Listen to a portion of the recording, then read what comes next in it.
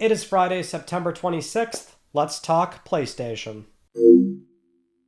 Welcome back, everyone, to another Silent Sonic episode of LTPS. We have a lot going on from this past week. TGS, State of Play, Kojima's Livestream. So before we get into all that, I want to do a quick reminder for actually Patreon and YouTube channel memberships, because we're doing a quarterly Q&A, and that's going to be filmed later today, actually. So if you're a supporter, submit your question in time, and if you want to join in, any support gets you access to that. There's just a post on YouTube and Patreon. Submit a question, I answer it on camera, and it's always like a 2+ hour long, very fun conversation, so you can do that. And then also tomorrow is the trade night at Retro Rehome in Mount Morris, New York. So again, if you're in the area, come through. Should be a lot of fun.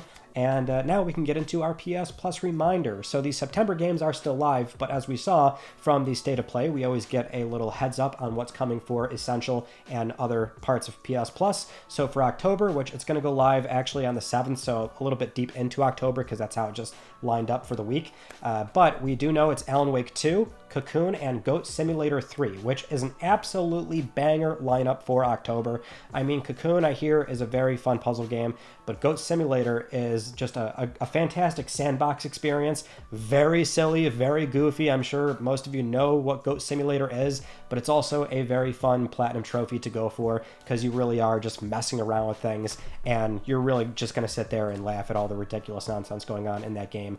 But Alan Wake 2, I mean, come on, that is very on brand for Halloween. A fantastic AAA horror experience, which is also quite lengthy as well. So that is a fantastic lineup for October. One of the few times where they really sort of nail it for the kind of game that you should expect to headline that particular month.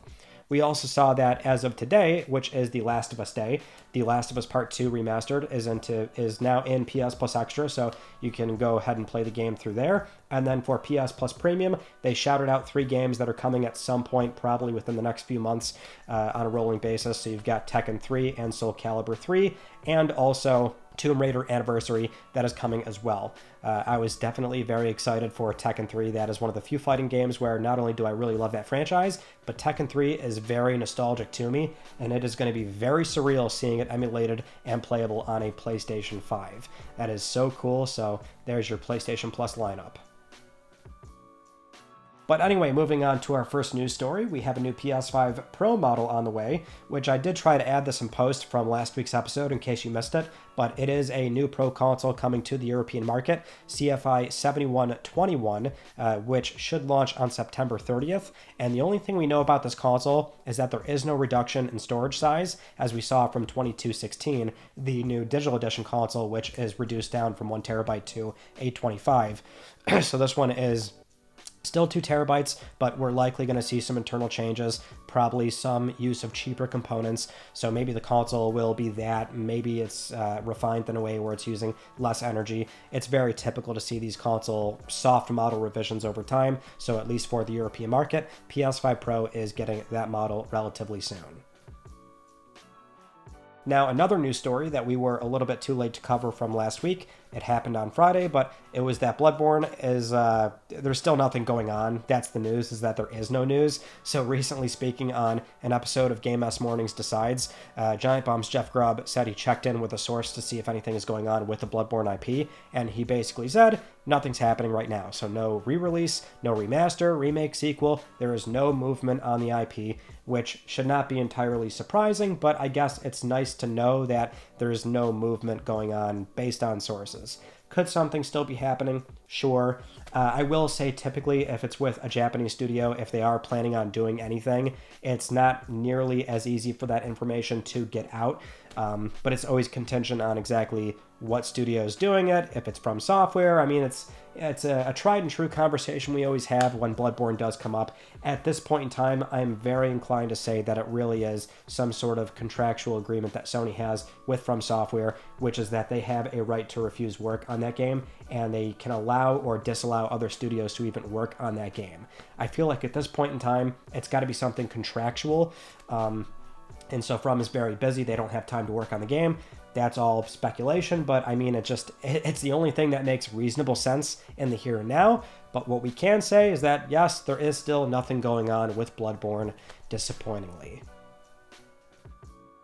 Next up, Sony has announced a new rewards program called Franchise Rewards, and this one is based on your PSN ID and trophies, which is cool, but it's kind of weird because you have to still buy things. So basically, the first game is Ghost of Tsushima for this program, and it very much is something where it has to validate your PSN ID and your trophies to give you exclusive access to buy things for this game. So if you earned the trophy for beating the campaign in the base game or director's cut for Tsushima, then you have the exclusive access to buy this $30 shirt. Or if you earned the platinum, then there's a $25 pin, and these are both available right now. So you have to earn the platinum or beat the campaign, and you can do that until the end of this year. And once you do that, you have the option to buy these things until January 31st, 2026. And that's the window and the offer available for Tsushima. And this will also be available for Yotei as well, which, it's an interesting program. It is one where optically the proposition here is, here's how we're rewarding you. Give us more money. You know what I mean? Like, that is not exactly the best look. And don't get me wrong, like, historically, PlayStation has done things with trophies. There's always, a lot to be desired here, because early on during the PS3 days, they did this really weird thing where you could bid your trophies for promotional items that were used in PlayStation commercials and things like that. And that was a really weird but very, very cool thing they did at the time. That was only for the top trophy earners, so basically nobody got those things. Over time, years later, they did the Sony Rewards campaigns on the Sony Rewards website, where if you earned like 10 platinums, that equaled a $10 PSN card or something like that. And I think that was like limited use. You can only do that so many times, but there was that. And then, in recent years, they've always tied it into like exclusive themes or avatars. Sometimes they'll send you an email. So don't get me wrong, they've done things. This is very much something where they're trying to reward you, but they're monetizing that system. So, like, I don't know. It's not necessarily something I'm thrilled with. And I see a campaign like this, or a program rather, and I think, okay, so that's going to be for like 4 or 5 games. Very few people buy these things, I would imagine.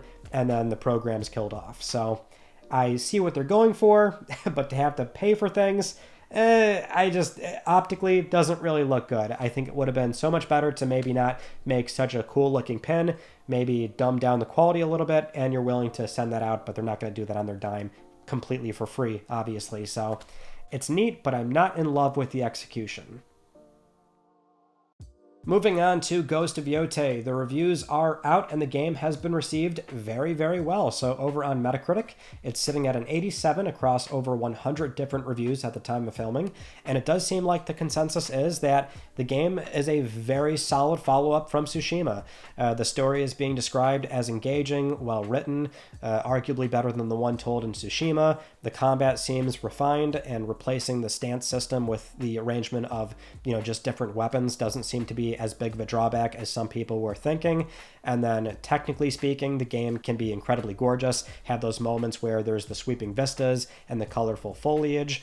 And Sucker Punch also did not compromise on performance options, which is really fantastic in light of how many games are not really doing that. So base PS5 has 3 modes, PS5 Pro has 4. There is a quality mode, quality RT, or performance on base, and then the Pro has all 3 of those modes, including an extra performance RT mode.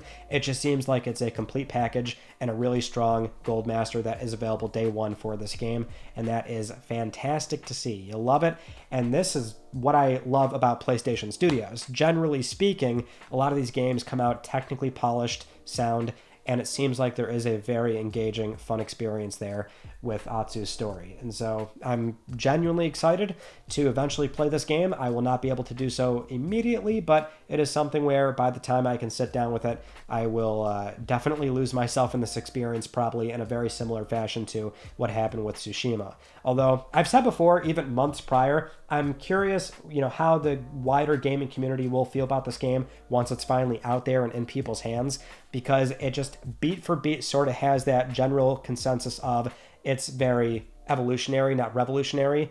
And we saw a lot of late life cycle PS Studio games on PS4 when they were newly established. You're talking 2018 God of War, Spider-Man, Tsushima itself, Horizon. These games, when they inevitably got their sequels, the novelty wore off on them when they were new IPs or sort of rebooted in a way where they look and play far different from anything that studio or the IP has done before. And so now getting sequels, I mean, we've seen time and time again with Forbidden West or Ragnarok or Spider-Man 2, there's usually this dialogue around those games of, oh, they weren't as good, they feel too samey. And I said months ago, like, I feel like Yotei is going to go through the same thing where it is very much just evolving from what was established with Tsushima. And the novelty is worn off on Sucker Punch doing a new IP, and it was Tsushima. So now it's like more of the same, but I still am kind of in the same place of like, that's not a problem to me. I often find a lot of these sequels are doing things bigger and better than the outgoing games. Maybe stories up for debate, and as far as where the plot line goes and things like that, at least with Yotei, it's its own thing with a new character 300 years later after the events of Tsushima. But I am very curious what the dialogue around this game, what it will look like once it is in the wider gaming audience's hands.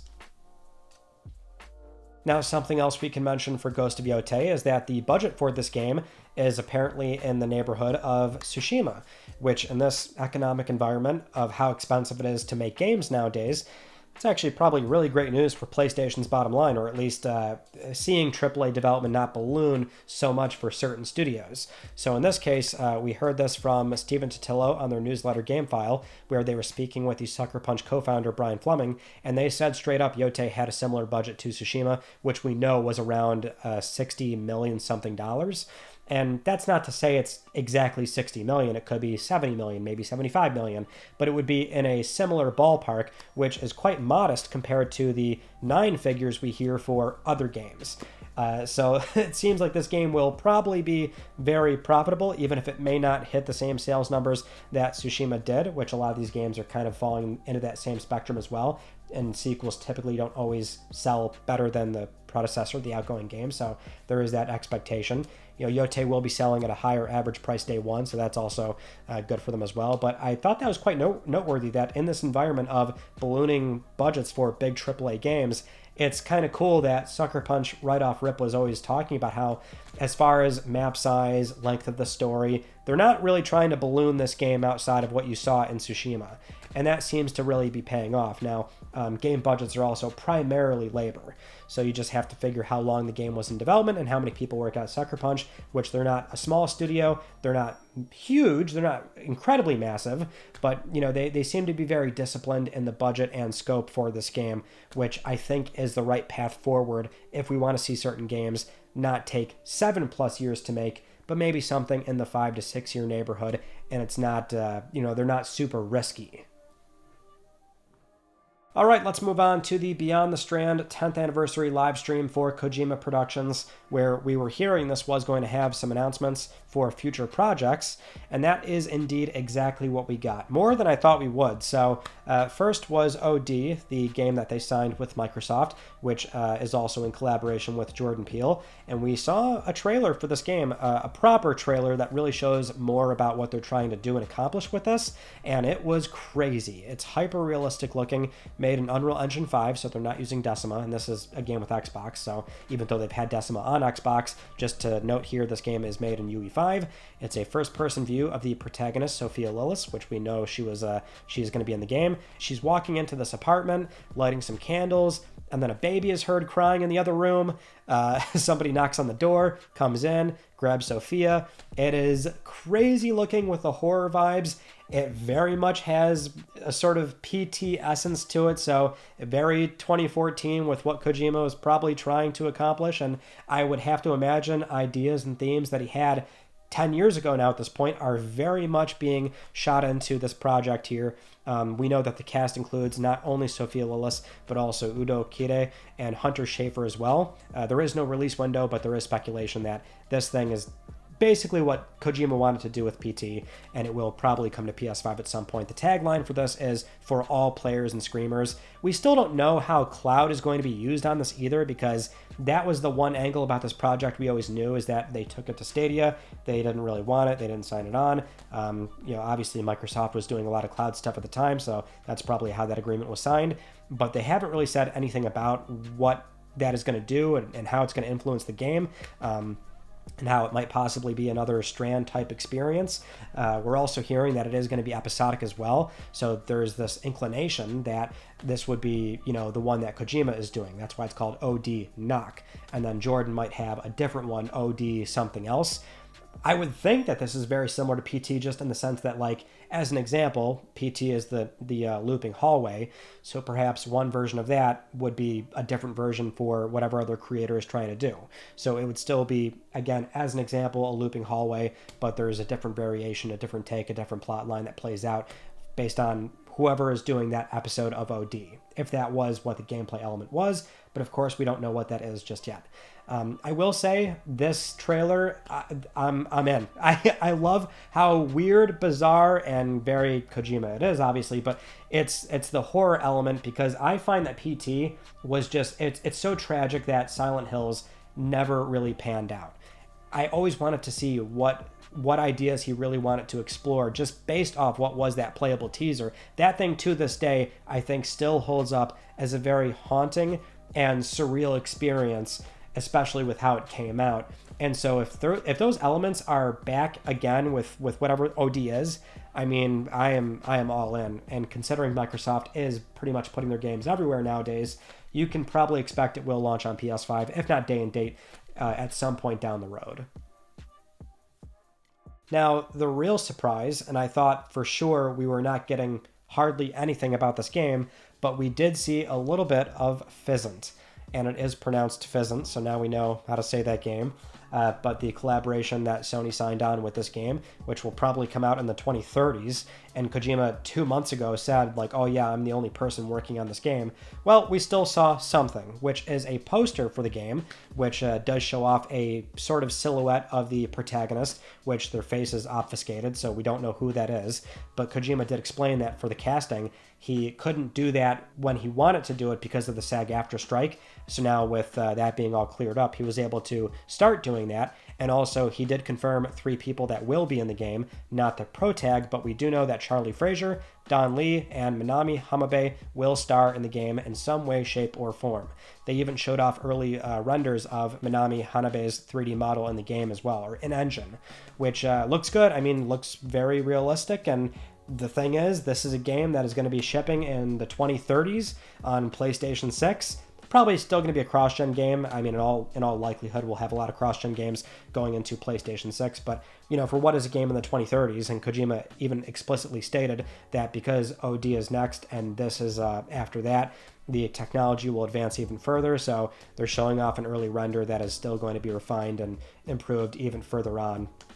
But he wanted to show Minami because of how hard it is to capture Asian facial expression and the face of an Asian woman in engine in video games. So they're really trying to capture the look in a way where it's not, teetering on Uncanny Valley, which I thought even from Death Stranding 2, those character models look fantastic. They looked hyper realistic. So either way, though, we saw some Physint. I want to say Physint, but Physint does make sense. Herman Hulst also made an appearance during the live stream as well, just congratulating Kojima and talking about the 30-year anniversary for PlayStation, how Kojima Productions has been so integral over the years to PlayStation's success and the generation-defining games that have shipped on every PlayStation.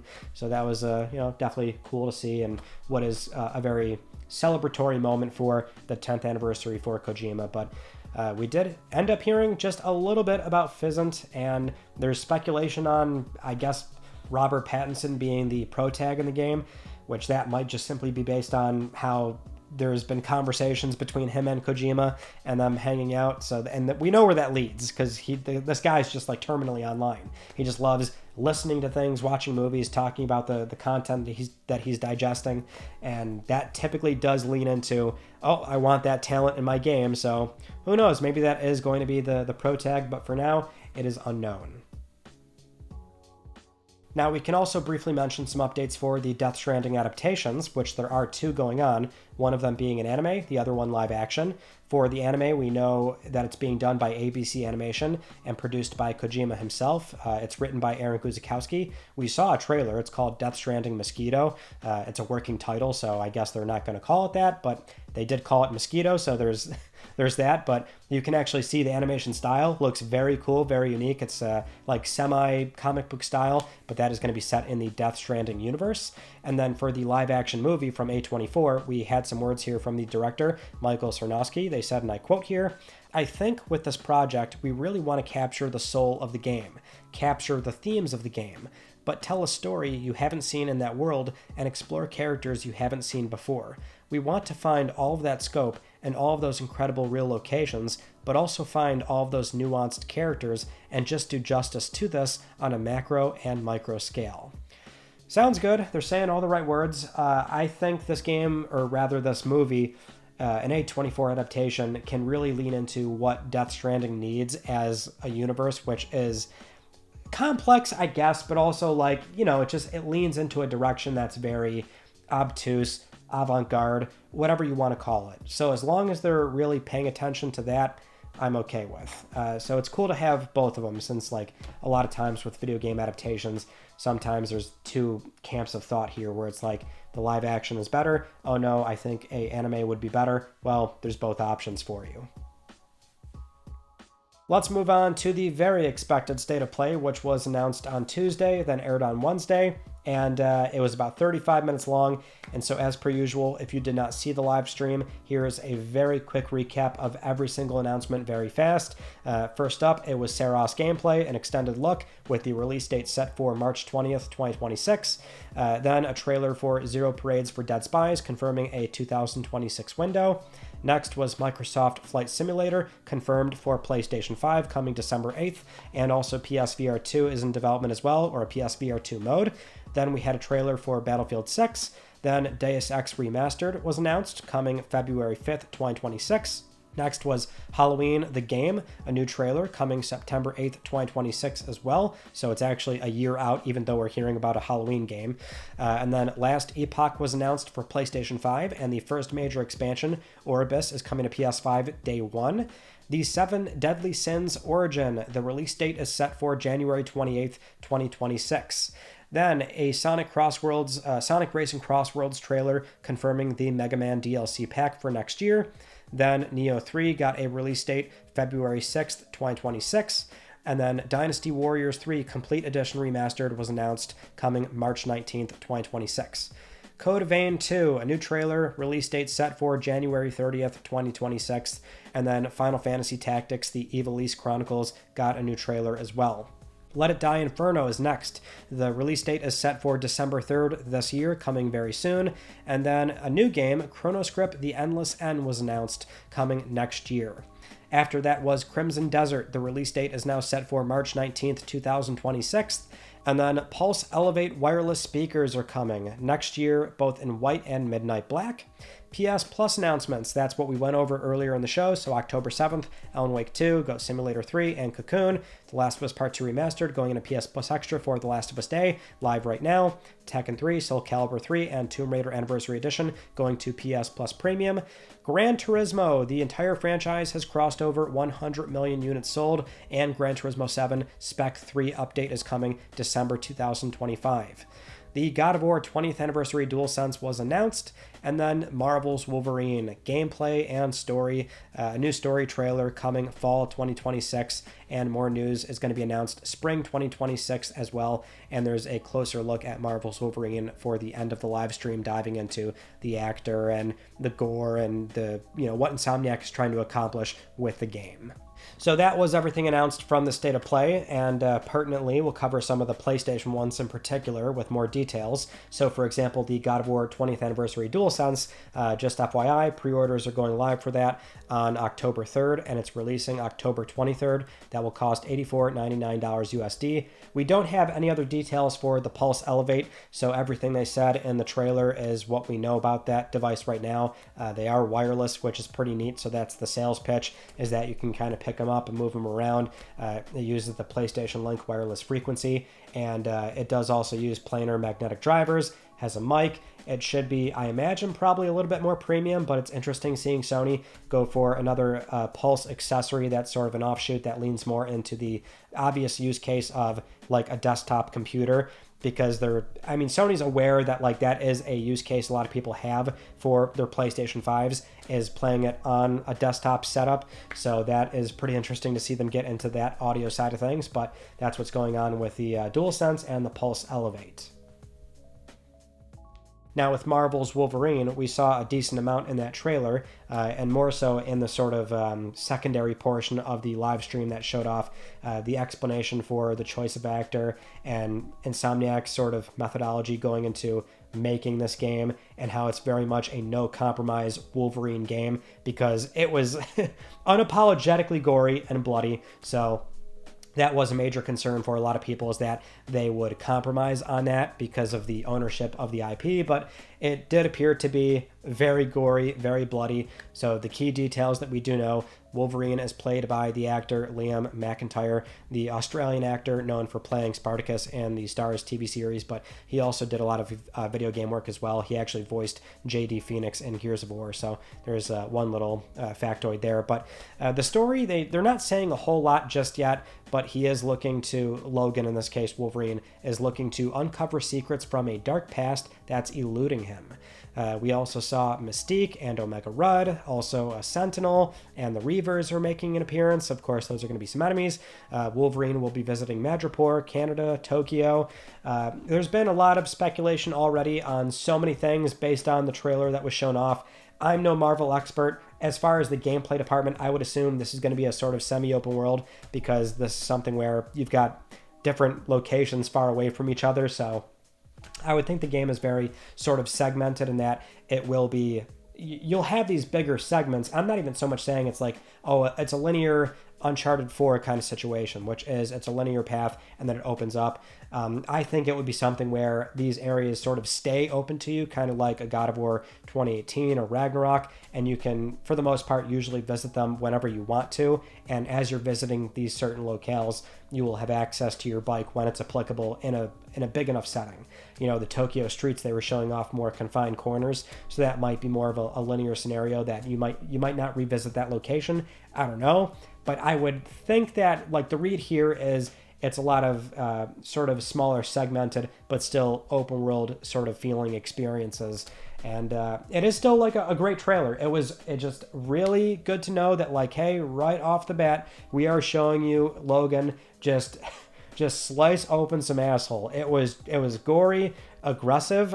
I think this is going to be another solid Insomniac experience, and they really came to deliver on a game that we're going to see more of relatively soon. That was the other big thing that some are overlooking about that trailer and announcement. We do know we'll see more of the game spring 2026. It's planning to launch fall 2026, so, you know, kind of right on the money there of like around maybe September, October. We're like a year away from this game actually being out. That's fantastic to see, but probably we will have this game show up again during what we would think is probably the late May, early June state of play, you know, right before summer kicks off. So that is also great to have. If anything, I wish more PS Studio devs did this, or at least they had that confidence to say, like, here's the first big time that we're showing this game. Oh, and by the way, you'll see it again at so-and-so date. You know, we saw that with Saros, where they said during the initial cinematic trailer is that, oh, we will show you gameplay this year, before the year closes out, and that is indeed exactly what we got. Now, as for Saros and the 5 minutes of gameplay, I was very pleased. I'm sure a lot of you saw that I did the State of Play reactions on Wednesday night, so I tried to get that up as fast as possible, but you can go see my immediate thoughts as I was watching it. I'm still feeling the same here. Like, immediately I'm watching the trailer, it's Returnal 2. It looks like it, it sounds like it probably feels a lot like it. It feels like a very, I don't want to say too safe, but maybe safe to a fault. and that might be a problem for some people, but I'm of the mind where if it's not broke, don't fix it. So I'm happy to know that you can jump into this game, and it's basically Returnal 2 redressed with a different character, different planet, different lore, and that's what they're still going to really lean into.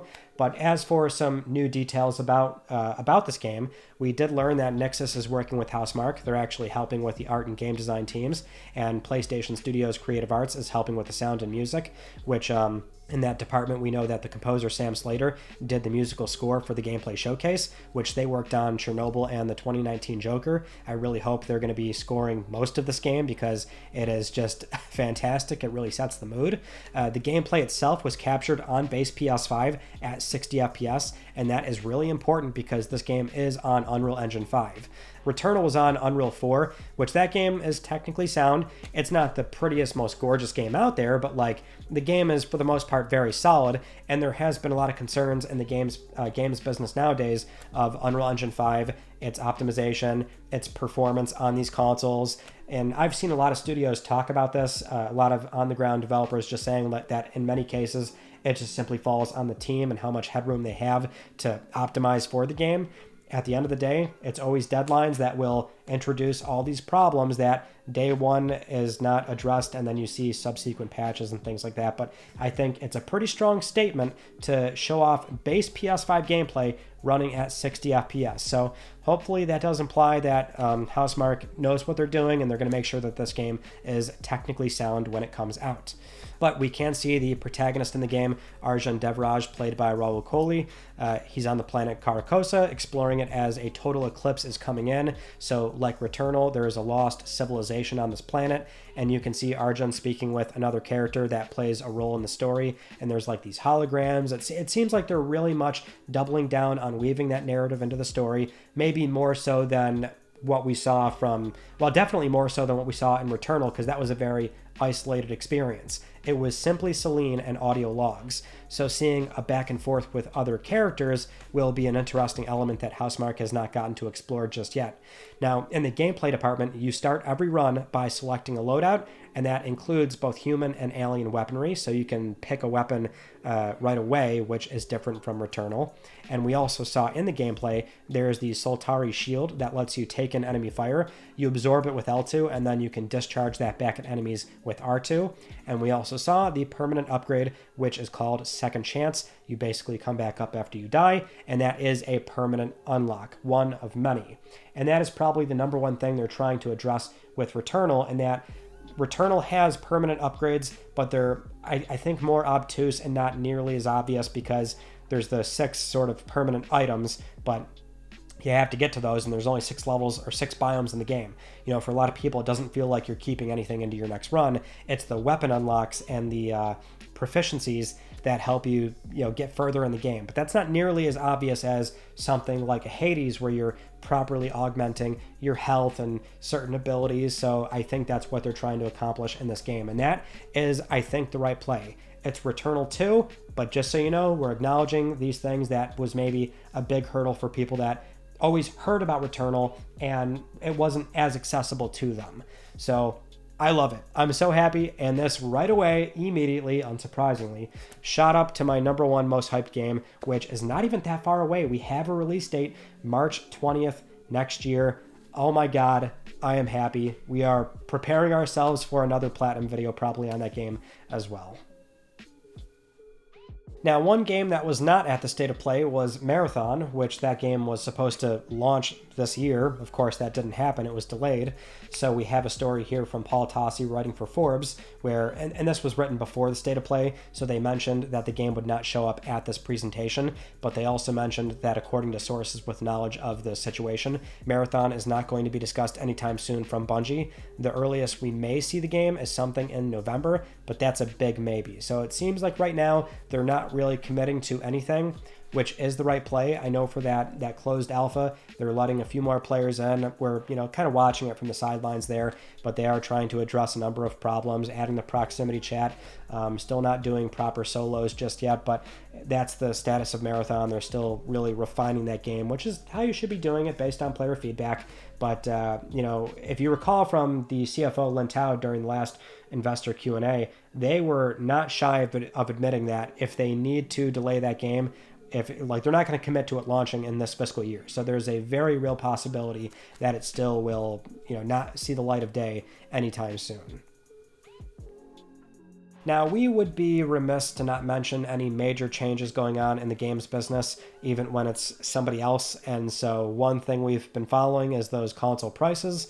Well, Microsoft has increased prices again for Xbox hardware, and it is steep. So Series S 512 is $400, Series S 1TB $450, Series X with a disk drive is $650, Series X digital is $600, and the Series X 2TB Galaxy Black Special Edition is $800. A Microsoft rep told Windows Central, quote, "We are navigating an incredibly dynamic environment right now. We've assessed the changing macroeconomic environment and adjust the applicable impacts." Now, I do want to remind folks that at least for the Xbox side of things, every single Xbox comes from China, whereas PlayStation, they have other manufacturing facilities, and that is subjected to different tariff rates. So Sony's been able to sort of navigate it in a way where, as we saw, they were trying to avoid price increases for the longest time. I'm not sure if this is really all that indicative of if Sony may or may not increase prices again, although it's very clear that that is a distinct possibility. We can see how they are trying to avoid it, which is not only delaying it, stockpiling consoles here in the US, which they ran out of that supply after 3 months, but also devaluing the existing systems by doing these soft model revisions, which that is typical, but doing that in a manner where, oh, by the way, you're losing some SSD storage as well. So it's still the kind of environment where we'll be watching this very closely. We'll see what happens. This seems like more of a Microsoft problem, if anything, especially because their sales keep dropping year over year. So, I mean, if anything, this is them just saying, whatever, is there tariffs baked into that? Sure. I would imagine there's also a very healthy profit margin on there. And they kind of have this attitude of, whatever, we're low volume, we're already not moving these things the way that we wanted to move them. We're not even close to matching the sales pace of Xbox One at this point, so it's more a matter of making sure that when you're selling hardware, make sure it's profitable. And so I would imagine they're giving themselves a very healthy margin with those numbers. Okay, let's move on to some third-party news, beginning with Silent Hill F, which came out recently. The game was received very well. It's at like an 86 something on Metacritic across nearly 80 different reviews or something like that. So the game is a really solid Silent Hill game. It looks fantastic, but the problem here is that, yet again, we have PS5 Pro issues where you are getting a worse experience on the low-volume Pro console. So the issue is very similar to other Konami and other third-party games, honestly, is that it only offers one mode on the Pro, which is an enhanced mode. And that's a mix of the performance and quality modes from the base console. We are seeing that it's mostly 60 frames per second at a reasonably sharp-looking resolution, but it's not quite up to the degree of how the game looks in quality mode on base PS5. And the game, yes, does use PSSR, which yet again has a shimmering effect over on grass, which in this game can look very jarring and somewhat noticeable. I would say more noticeable than other games that have had the shimmering issue, and apparently there's been some micro stuttering going on in this game as well. Sony has got to get a grip on their third-party publishing partners and these Pro enhancements. It's getting embarrassing at this point that more often than not, the Pro is getting the worst version of these games, and it simply has to be a part of the process at this point of checks and balances to make sure that the Pro mode is genuinely better. And it doesn't have to necessarily quantify itself in a way where, it is better. And I mean that as in, maybe a game comes out, it has issues on the Pro enhancement. Fine, that's all well and good. I think the minimum thing here at this point in time should have been a hard mandate on, if you want to make a Pro enhancement, that's great. You must include your base options as well. You must include a toggle for PSSR if you're going to use PSSR. It's cool that we have an AI upscaler, and apparently next year is going to have a big breakthrough 2.0 version of PSSR, and you would hope it's going to really solve a lot of these like shimmering issues that are being applied in these games. Because, and that's the other thing too, we don't know internally what studios, like what version of PSSR they are using, since there's been different iterations of PSSR that has been released in the SDK. So based on when they're making the game, that's why we're still seeing a handful of things come out 6 months to a year later, and there's still these growing pains, as we called them, from launch. But that is the issue too, is that, you know, it's fine to say those when PS5 Pro comes out, oh, growing pains, it's an AI upscaler, it's going to get better over time, and maybe it has, but games that are going to utilize that new version of PSSR might not be able to deploy that until 2026 and 27, which we know for a fact next year is when a big update should be coming. But it's a pro console. Like, that is the kind of thing where we can't chalk this up to, oh, performance problems, the casual audience might not even really notice these things. This is not the casual audience. This is the kind of person that watches Digital Foundry, that keeps up with frame rate and resolution and the benchmarks that these games have. They might watch this channel. They you know, they're pro users. And a pro user inherently is going to be an engaged customer that buys and plays a lot of software. And you've got a handful of high-profile single-player games now at this point, single-player and multiplayer, that have come out, and they're not good. An engaged user is buying games on a pretty regular basis, typically on day one or not too long after, and these issues are still persisting a year into the Pro. So it's embarrassing at this point, and Sony really needs to do something to make sure that their partners are at least offering different avenues to where, okay, I can't use the enhanced setting, it's too visually jarring, I don't like it, turn it off. Okay, I can play this performance mode, and I still get the sort of retroactive boost that the Pro is doing to any sort of dynamic res or unlocked frame rate in that case. Moving on to Final Fantasy VII Rebirth, and a small update for the third entry as well. So recently, speaking with Automaton, we have the Rebirth director Naoki Hamaguchi talking about the game sales and also the third entry. So they did say, and I quote here, "The second entry, FF7 Rebirth, has been doing very well on both PS5 and PC. I know some fans have expressed concerns, but please rest assured we'll be able to deliver a proper high-quality third installment. Development is going extremely well, and the game is shaping up nicely. A lot of the content is already playable, and the game's direction and form are firmly set in place. Right now, the team is united around refining everything." Now, I will say, for somebody that's a game director, they're not really, I don't want to say at liberty to say this, but what they say about sales is not really, I guess, noteworthy, because they're going to always say something favorable. They would never say something negative in that area unless they have some skin in the game, like they have ownership of the company in some way. In this case, he is simply the game director. That's his role. That's what he's there to do, is make the game. And it's for senior ranking people at Square to worry about the financial sales performance of the game. All we know is that Part 3 is still coming, and they're still secured on that funding to do Part 3. That's all well and good. The progress update, which we just had one, seems good to hear. I just still think we'll probably see this game sooner than some are expecting.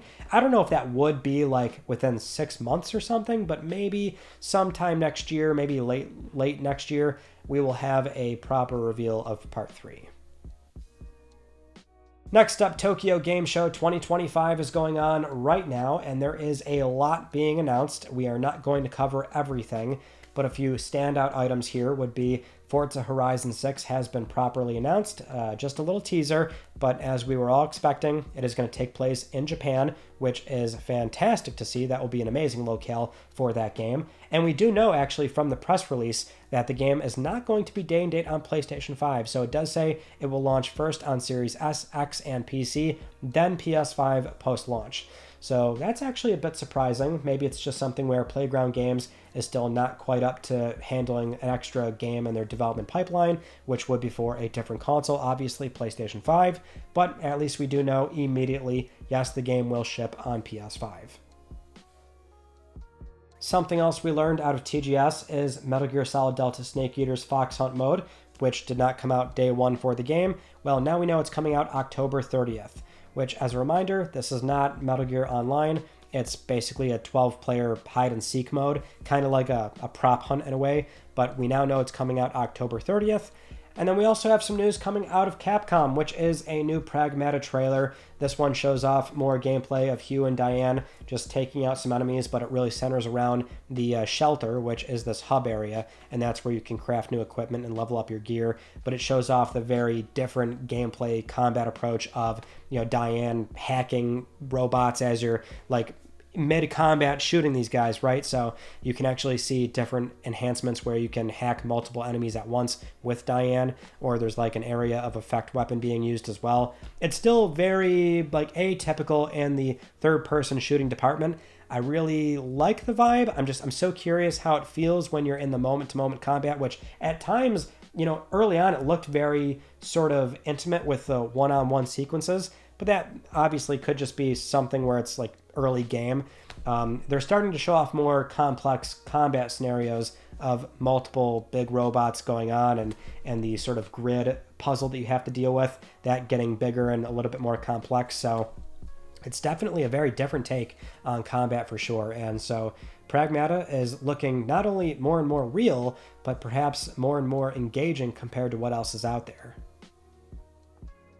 Now, with all that said, it is time for Let's Talk Plus, the weekly Let's Talk PlayStation giveaway, where one of you can win a $10 PSN code. I would like to congratulate this viewer right here. I'll be contacting you very soon via email or X, and if you would like to win a $10 PSN code, it is so simple. Follow the link down below or scan the QR code, enter the Gleam giveaway, and supporting this channel a number of ways can gain you an entry, and I'll announce the winner next week, because I'm trying to help pay for your games. Those are all the stories from this past week that I wanted to talk about with you all, and our Tuesday video was a separate news story I've been trying to cover for weeks now, but there's just a lot in there, so we made it a separate upload, which is former Firewalk developers talking about Concord, the launch, the disaster. Really insightful to finally hear from people that made the game and how they feel about it. So that was on Tuesday. Wednesday was the State of Play reactions. And then also Wednesday night we did Click R3 episode 32, going over the State of Play